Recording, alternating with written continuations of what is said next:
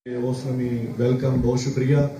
तुसी हमेशा मेरा साथ दिता है, हर जगह ते तुसी मेरी इज्जत बनाई है ते उम्मीद करना कि अगों भी तुसी मेरा साथ दोगे। उस तो अलावा 2 मिनट सिर्फ लेने ने। एक साल प्लस हो गया तकरीबन मैंने पाक यूनाइटेड फेडरेशन की सदारत मिली है। दोस्ता मेरे ते एतमाद किया है। उस दे दौरान बेशक असी कोई मेन प्रोग्राम को नहीं किया जिस जो असी पब्लिसिटी करिए या असी तंजीम साजियां करिए ये वो उस तरह चक्कर को नहीं आया। तो कुछ दोस्तों के अंदर ये भी गल गई है कि शायद पाक फेडरेशन जी है एक मुखालफत का ना आई, इन्हें किसी तकलीफ देने वास्ते फेडरेशन बनाई है तो लिहाजा होने खत्म हो गई। उन्होंने वास्ते मैसेज है कि खत्म बिल्कुल नहीं हुई। मैंने वो 1.5 साल का अरसा जो वो एज ए तजर्बा मिलिया है।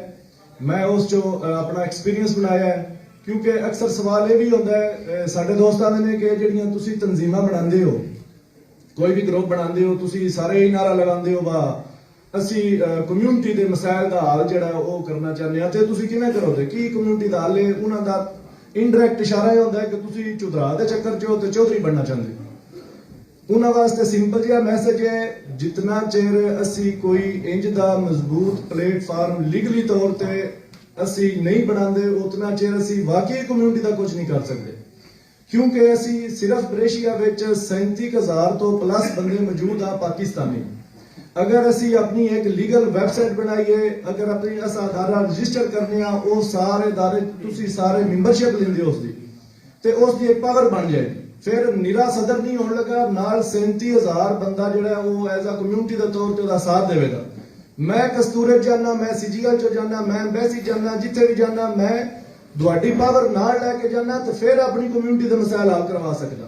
फिलहाल बेशक मैं कला जिथे भी टोर जावा जाके जी मैं फेडरेशन का सदर हाँ, वो कहते केड़ी फेडरेशन, बिल्कुल प्रोग्राम कर छड़ने असी फोटो बन जाएंगे सारा हो जाता है। इस नाल बिल्कुल कम्यूनिटी के मसाइल हल नहीं हो सकते। मसाइल हल करने ने बकायदा इसका स्कैच तैयार किए है। अज तुहानू दोस्तां जिहड़ा बुलाया है तुहाडे ते जिहड़ियां जिम्मेदारियां दित्तियां ने, जिहड़े तुसी जोनल हेड बने हो तुसी भी ये जोनल हेड बन के घर जाके बह नहीं जाना। मेहरबानी करनी है तुसी वो बंदे तलाश करने ने कि जिन्हां दे अंदर कम्यूनिटी का काम करने का फिक्र होवे। कल नूं तुसी उन्हां नूं साडे नाल अटैच करना है। असी उन्हां सारियां दी लीगल मैंबरशिप करनी है इस फेडरेशन दे विच। लीगल मैंबरशिप करके इसका स्टैट्यूट बना के जिस विच 35, 40, 50 या 1.5 लाख कम्यूनिटी के बंदे जिहड़े रजिस्टर होंदे उन्हां दी आवाज फिर किसी जगह ते भी रुक नहीं सकती। कोई बंदा नहीं आ सकता नहीं तुसी कौन हो। असी 1.5 लाख बंदा असी इत्थे काम पे करने आ, साडी एक आवाज है ते मैं तुहाडे कोलों ओ पावर चाहना जे अगर तुसी मेरे ते एतमाद करदे हो। मैं अज हल्फर ये गल करना कि मैंने कोई चुधराट का शौक नहीं। मैंने इंज दे काम तुसी सिंपल एक ममाने तुसी बन जाओ गदौनी जाकर रुपया 1000 2 लाख चलो तुसी चौधरी कन्फर्म हो। क्योंकि अगे भी 10 साल हो गए ने साडी कम्यूनिटी एक दूसरे नाल लड़दी है भिड़दी है। हुण असी इस निजाम नूं चेंज करना। मेरी 32 साल उम्र है, मेरे तो छोटे भी लड़के मौजूद ने जिन्होंने इटालियन भी मेरे तो अच्छी आती है। वो इस साइड से क्यों नहीं आते, सिर्फ वो आते यार लाला शाह निरी होर कुछ भी नहीं। असी अज तो बाद उन्होंने नसीहत करनी है, उन्होंने असी एक काम करके विखाना कि तुसी इस मने टुरो तो वाकई तुसी कम्यूनिटी का कुछ कर सको। लिहाजा टाइम काफी हो गया।